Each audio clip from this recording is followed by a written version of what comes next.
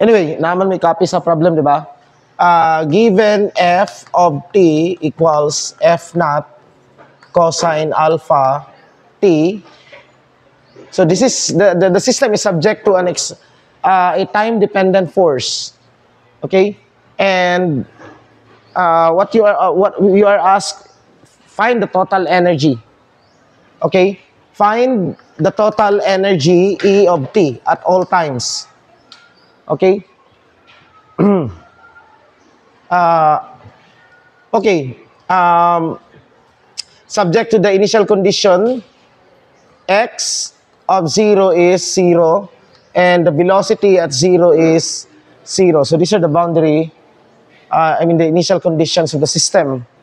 Okay, now to calculate, to find, in order to answer this, first is, what's the total energy? Well, this is just equal to T plus V. Okay, now to find T, we need the velocity, but how can we find the velocity here? Okay, so we can find the velocity from Newton's laws. Remember, as a starting point sa tanan, it's always Newton's laws. But how can we use Newton's laws to find the velocity? What's Newton's laws? F equals ma. Oh, so meaning, what's our left-hand side? Kani, F naught cosine alpha t equals ma. Pero asa man ang velocity dire? Where is velocity? From the A. Because this is x double dot. Or this is dv over dt. So from here, we can find the velocity, right? By integrating. So meaning that the velocity, dv, the integral of dv, and we are from 0, which corresponds to time equals 0, right? 0, 0. T equals 0, so velocity is 0. To some velocity v, to some time t, this is f naught over m cosine of alpha t dt. From here, we can find that our velocity is just what? Our velocity then now becomes, the integral of this is sine, di ba? Sine over alpha. So this is f naught over alpha m sine of alpha t. Evaluated from 0 to t. Sine of 0 is 0. So that means that we have now our velocity. The question is, what is the potential energy function? Now, okay, we have to analyze, because this is where things becomes confusing. But technically, it's easy to say that this is not a conservative force. Okay? Meaning, time-dependent forces are, well, not all time-dependent forces are not conservative. But technically, kadaganan sa ilaha, time-dependent forces are usually non-conservative. Some of them are conservative force. Yung mao na itong explore karon. Okay, when are time-dependent forces conservative? Okay? So, this is not a conservative force. So therefore, this is in fact, there is a problem. The problem, makita nimo that this is an external force. Okay? I don't know what's causing this one. Perhaps a certain electrical oscillator is a sinusoidal force. Okay? So it could be a kumbaga pa other type of that may be causing this one. So therefore, we cannot find a potential. There is no potential energy in this one. A potential, this is the easiest. So that means that the total energy E of t is equal to T of, capital T of the kinetic energy as a function of time. So this is just equal to 1/2 m v squared, or this is 1/2 f naught over 2m times v squared di. So 1 over 2m, no. 1 over 2m f naught over alpha squared, tama? Sine squared alpha t. Okay? Sine squared alpha t. Yeah, this is now the total energy. And energy is not conserved, right? Why can we say that energy is not conserved here? Well, dE over dt, what's dE over dt? This is not equal to 0, obviously, right? It's not equal to 0. So, therefore, the energy is not conserved. Okay? And we can find that what's the work done? Let's explore this one. What's the work done with the force of this one to time t? Okay? You can calculate now the work done by that. What's the work done? Okay. The work done is we need, in order to calculate for the work, okay, ako na yung isa. The work done is equal to integral of f of x dx.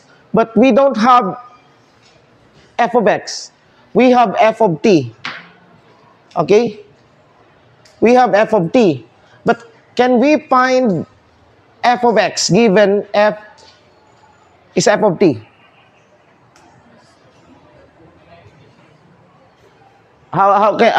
That means we need to express this in terms of x. And of course, it should be because the particle depends on, the force depends on time. The particle moves with time. Therefore, different x would have different force, right? So there must be that function f of x. There must be that function f of x. Now, it's possibly that we cannot have a closed form function of that f of x, but there's that f of x. Okay? It might not be closed form, but actually I think we can have a closed form on this one. And what do we do? Asa na to kwaon? Well, we can get it through this one. We know this is dx over dt, right? So from here, naatay x of t. Tama? From this one. So that, again, integrate dx from start with 0 to some time t, which is equal to 0 to t of, isa ba?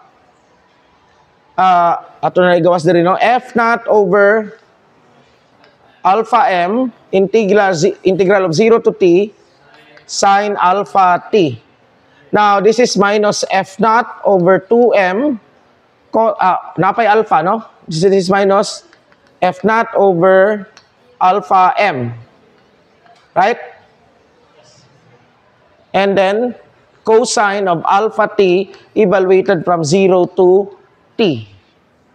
Now, there's a negative here. So, this means that this is actually equal to cosine alpha t minus 1, right? Cosine of 0 is 1. And then you have negative. So, this is now f naught over 2. This is just f naught over 2 alpha m, 1 minus cosine of alpha t. This is our x of t, right? Now, how do we find f of x from here? How do you find f of x?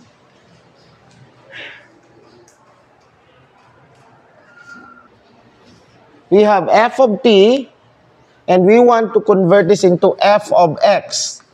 We already have x of t. How do we find now f of x? Well, we can make use of this cosine alpha t. Natay cosine alpha t diha. Tama? We can derive this. So actually, kung ato ni siya expand, this is just equal to f naught over 2 alpha m minus f naught over 2 alpha m cosine alpha t. Tama? Kindly check kung sakto na ba ito ang... Ganun ganing na ito dire? Ganun na ito dire? Ganun na ito dire? Ay, so wala ito dire. Okay, tanawa. Wala ito dire. So, mahimong alpha squared. Alpha squared. Okay, so this is just alpha squared m, alpha squared m. And atong ibalin dito, technically, you do some algebra, f naught over alpha squared m equals, cosine alpha t equals, kani, f naught over alpha squared m minus x. Right? So sa ato pa, cosine alpha t equals, and the problem is now solved, 1 minus, tama? Alpha squared over, alpha squared m over f naught times x.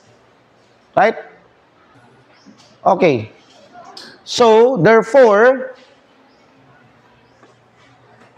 substitute this one dire, what do you get? Our f of x now becomes f naught times, ato lang diretsoon, this is f naught minus alpha squared m x. Okay, now you might say that, sir, that looks like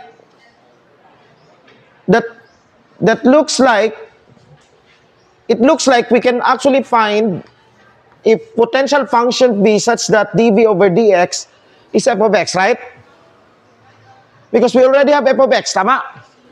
Then we will be tempted to do this, to find that. Okay?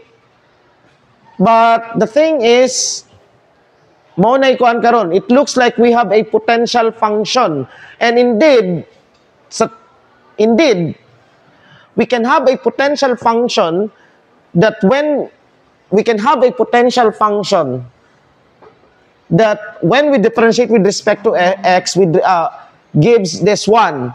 But there's a problem, that's some sort of problematic, because it's not actually a potential function. And you will know why. Okay?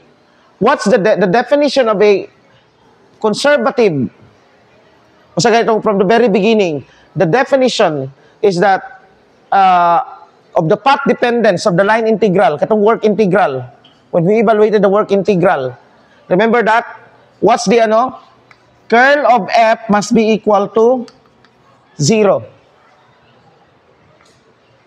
The curl of this force must be equal to 0. And not only this, okay, it must be that partial f over partial t. Because here, f could be a function of x and t, right?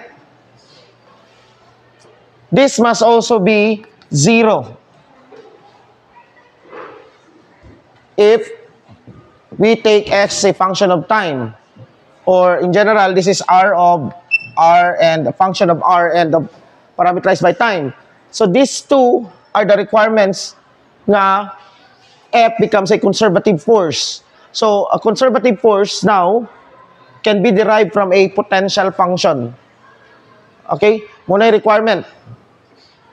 But then, this is not satisfied. Why? Clearly, when we differentiate this with respect to time, it's not 0. Right? It's not 0. It's only 0 at one point. Okay? So therefore, this is not conservative. What we get when we integrate this is not dv. It's not v.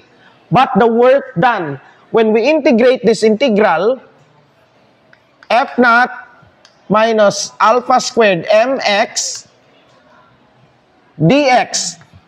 This is not, we cannot call this as dv. Or, when you integrate that, that's v. That's not the potential, but this is what we call the work done. There's a negative, right? So that's the work done. So that's now the difference between the work done and the change in the potential energy. But technically, the change in the potential energy is just the work done regardless of, it's just the work done. Pero kaning work done na ni, remember when we derived the work energy theorem? The change in the potential energy is just the work done by the conservative force. What's special about that? when the force is conservative is that that work done does not depend on the path. Whereas kung tanawon ninyo, the integral, the work integral f dot dr, since it depends on dr, it depends on path. Kung initial position and final position, the work done dire, og dire, and here, and there, is different. So like, treat of this as the work done as the expense of your money. If you go to CDO, you will, depending on the path, depending on the route, lain-lain mo mabayaran, tama? Right? Okay. So that's for a non-conservative force. It's path dependent.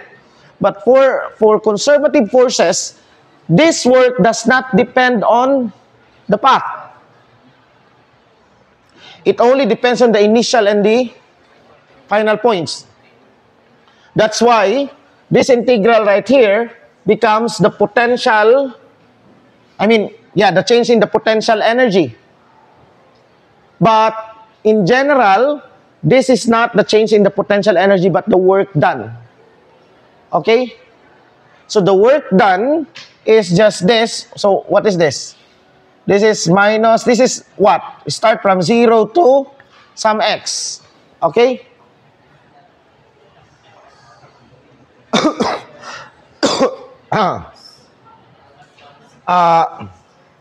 0 to some x, so this is minus f naught x minus alpha squared m over 2 x squared evaluated from 0 to x. So that means that this is just, erase lang ako, this is just 1/2 alpha squared m x squared minus f naught x.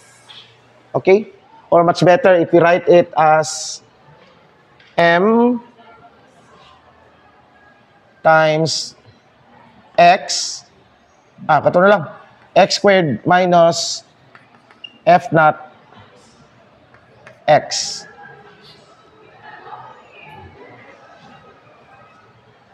Yeah, ganun na lang. This is the work done. Okay? And can we show that the energy loss, the loss of energy is just the work done?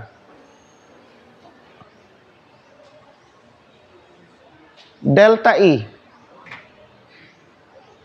Okay, this is our total energy is sa gito. Mo niya itong total energy. Okay? So the work, okay, anyway. What's d over dt? That's actually itong gipangitan og ganiya before the power, di ba? Power d over dt. Anyway, there's no potential energy. Okay, now another question.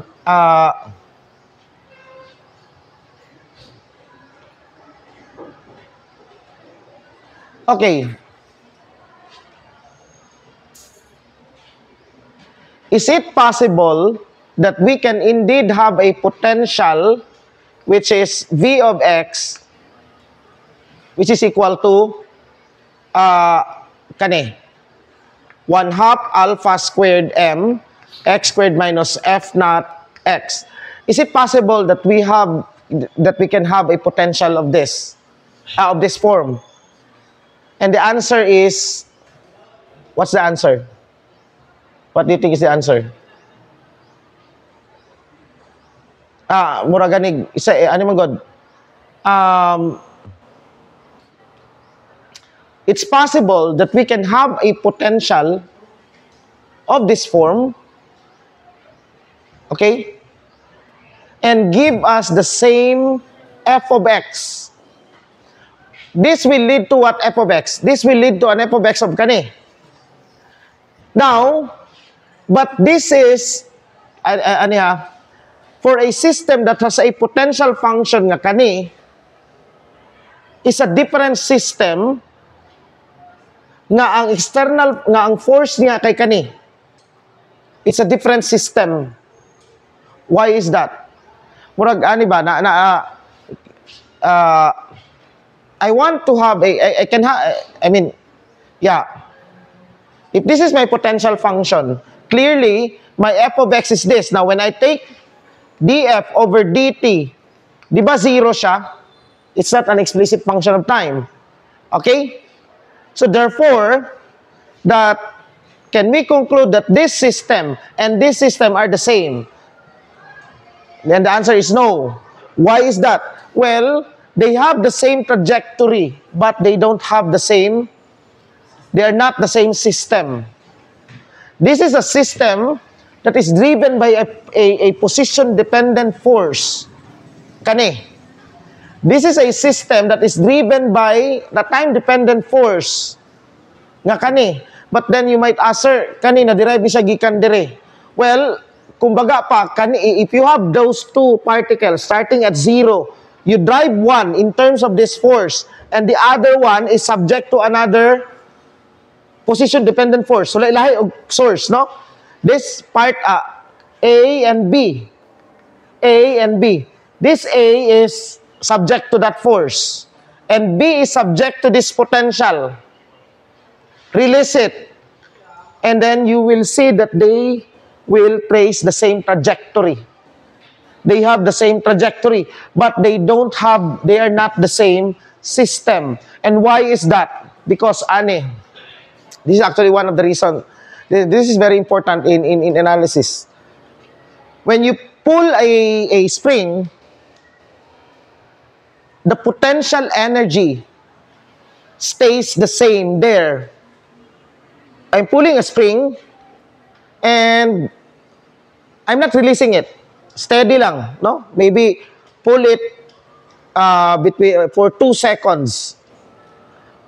Now, if our potential, remember that this potential is purely a function of x, it's not a function of time. This potential is purely a function of x, but not a function of time.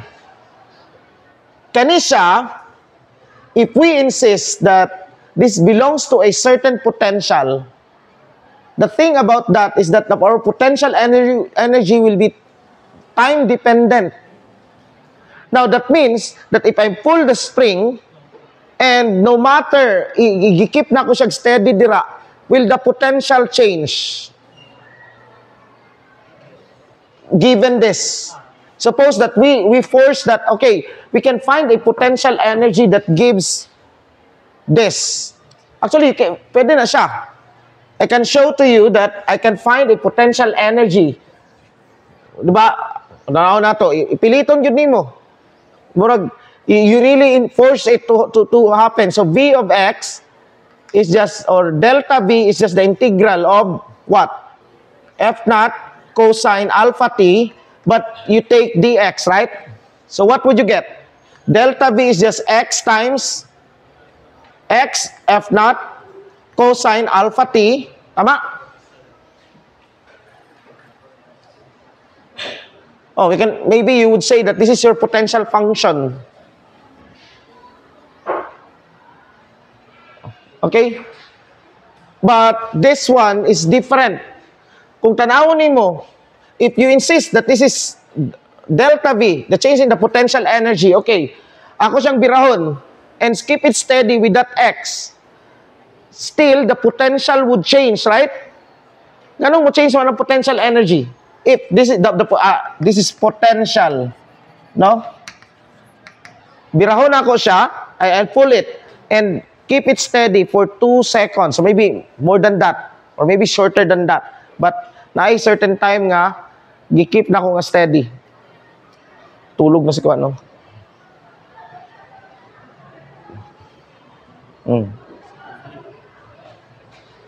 So, kung mo na mahitabo,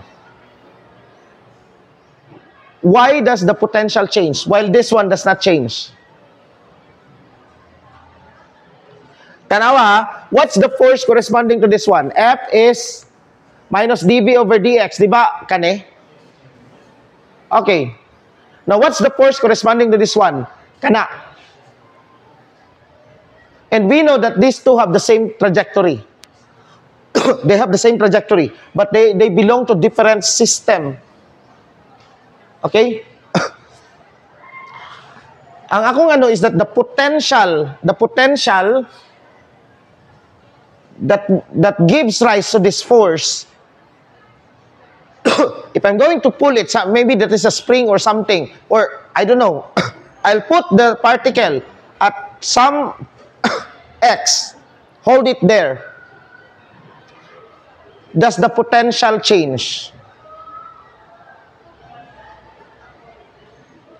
The other one, for A, and then B, maugyapon ako si B. I'll put B here and keep them steady for some time.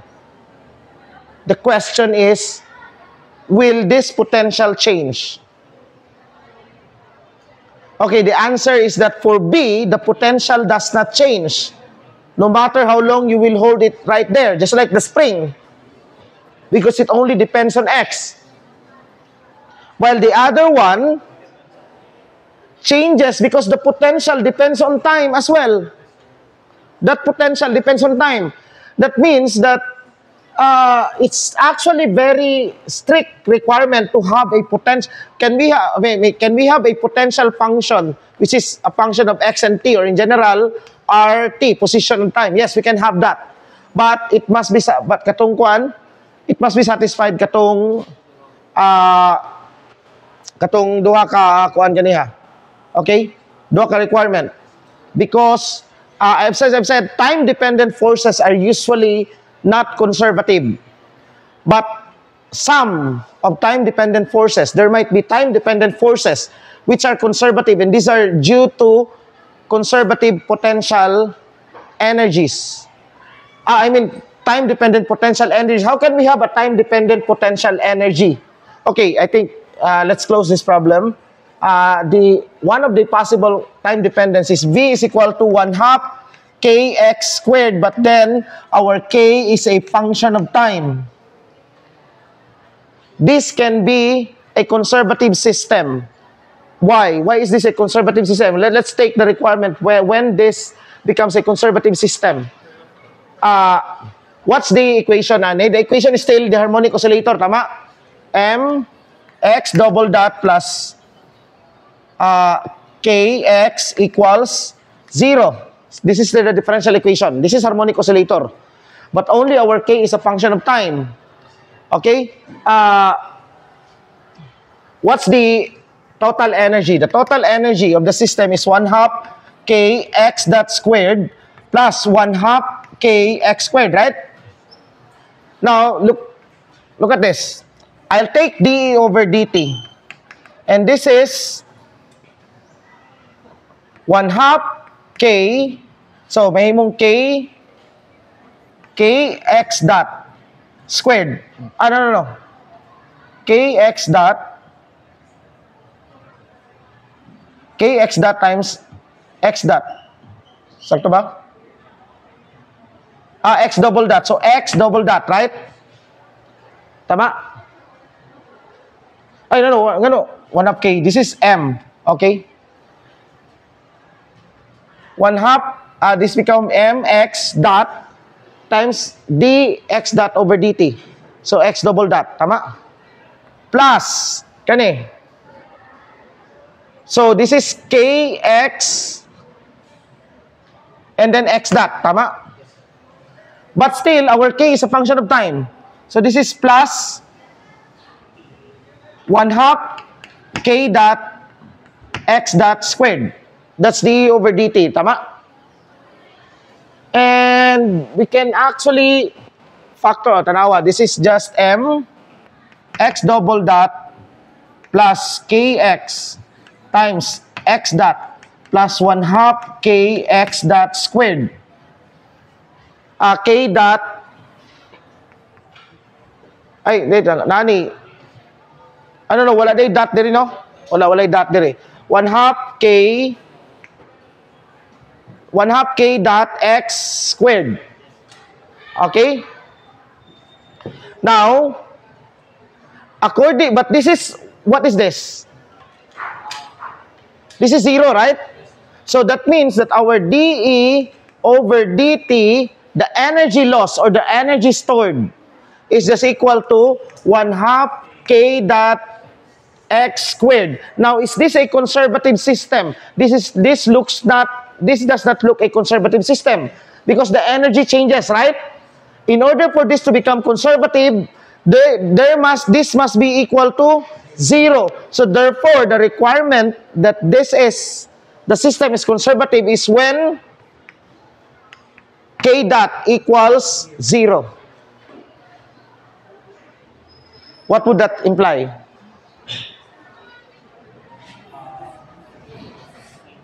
Well, it implies that K is equal to constant, right?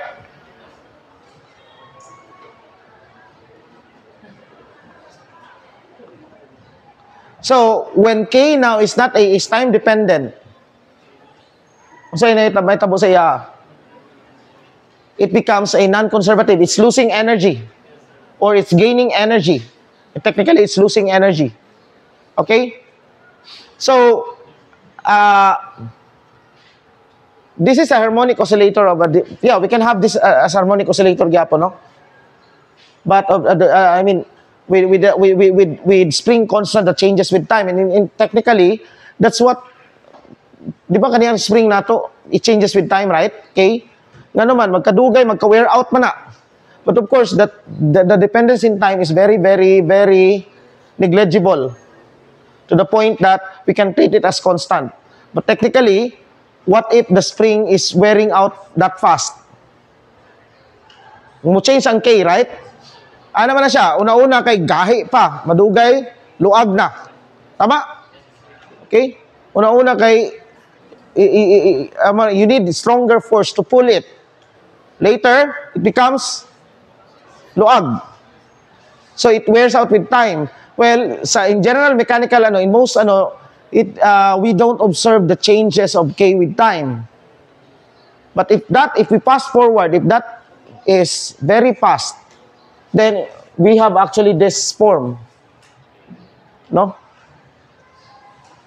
So anyway, well, of course, when you apply the spring in the lifespan of the motion of the spring, as long as it does not take forever, K is not a function of time, right?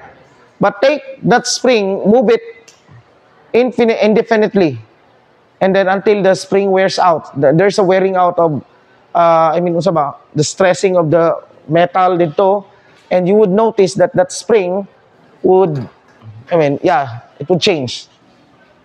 Okay? So, ang say answer dito sa kuan. Ang answer sa what do you call this one? Dito sa katong problem is 1/2 mx dot squared. It's just the kinetic energy right there. That's the total energy. It's not, okay?